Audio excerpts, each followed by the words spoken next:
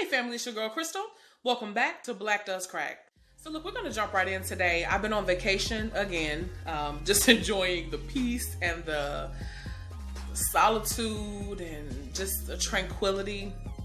It's been amazing. I was at the beach about 5 or 6 days this week. And as you can see from my golden brown tan, I love it. I just had a really good time. It was a much needed time of relaxation. And the weather was great. It was so peaceful, okay? But I was thinking a lot while I was on vacation because I saw so many families and so many couples vacationing and enjoying their time together. So many people in love. You know, the beach is a very romantic type place.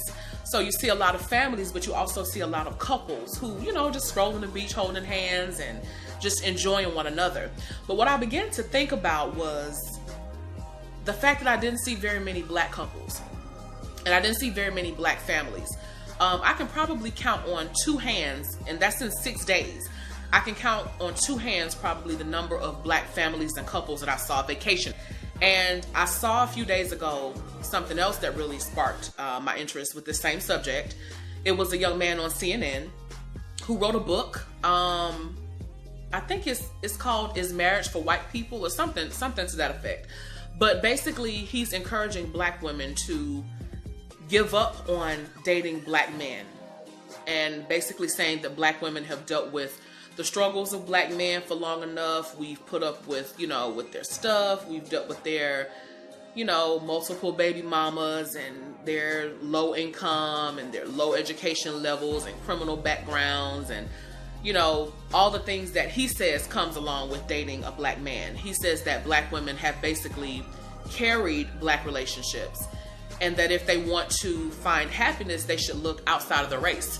And essentially saying that if you date a black man, you're probably going to end up marrying down as far as educational level and financial level. So he's encouraging black women to date basically outside of the race.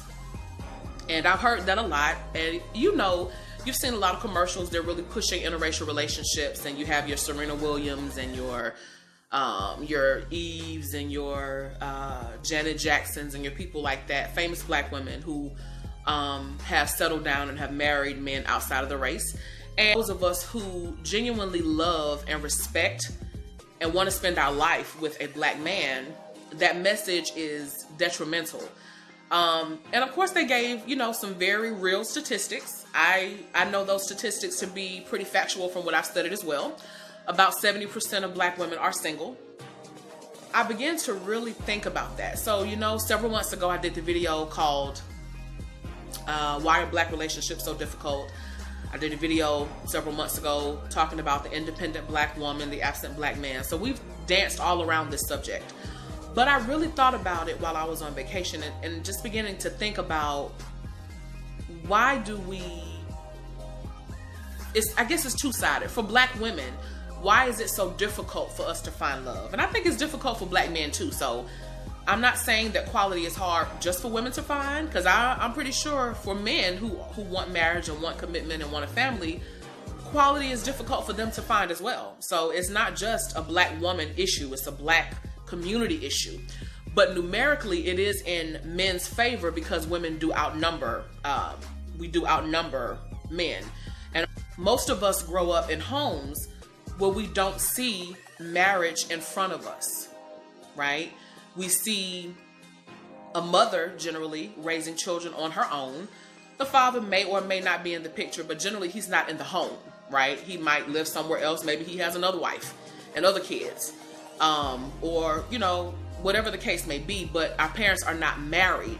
And so we grow up not really understanding the dynamics of marriage. We don't understand what it means to be a wife, to be a husband. We don't grow up understanding, I'll say the importance, because I do believe that marriage and family, it is the pillar of a community. And I feel like every community understands that except the black community. We are the only community that does not stress family. And that is so bothersome to me because the family legacy helps build every other piece of the community. Even marriage itself is a financial benefit.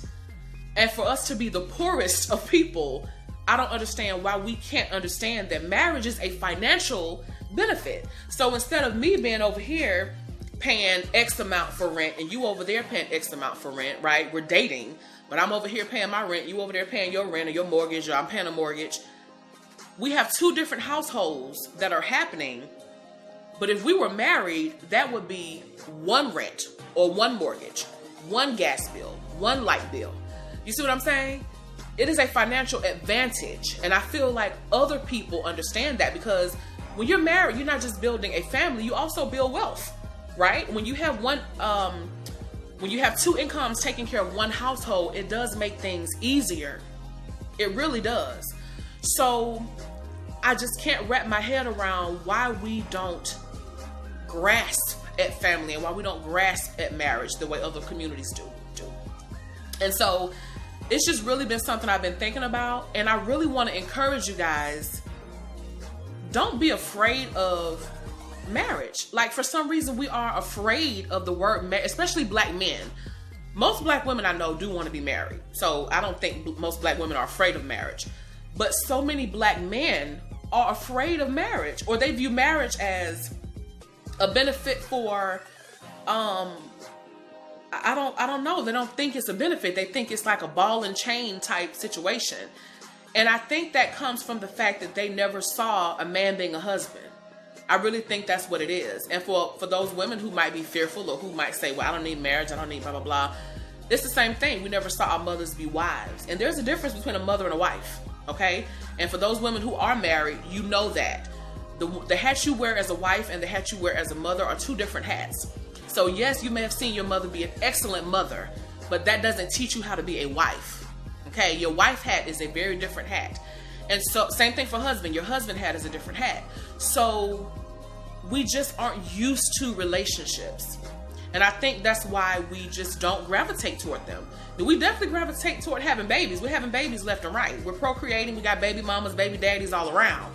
But as far as a commitment, marriage, building a family, building a legacy together, we don't seem to gravitate toward that. And so women, I pretty much understand where we're coming from. For most women, they want to be married. They just haven't met a man who they say is qualified or whatever. And I think sometimes as women, we set false expectations as well, because again, we haven't seen our mothers wear the wife hat. So we don't understand really what it means to be a wife, and we didn't see a husband at home either. So we don't really have clear expectations or reasonable expectations of what a husband should be. So I think I don't want to say blame, but I think there is cause for the issue on both sides. But when God made Adam and Eve, the first thing he did before he gave Adam a job, before he gave anything else, he told them to be fruitful and multiply. First of all, he gave Adam companionship, right? And Eve. And then he told them to be fruitful and multiply. He gave them orders to build a family, build a life together.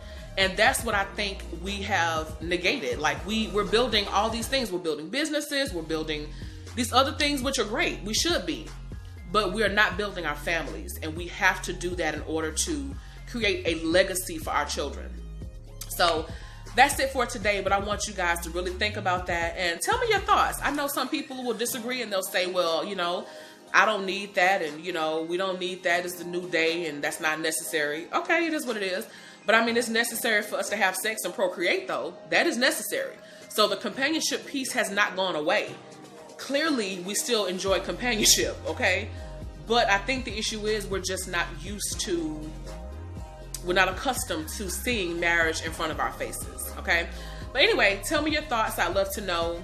You can email us at fixblackcracks@gmail.com. Also, you can find us on Facebook and YouTube at Black Does Crack. Until next time, you guys, I love you. Be blessed.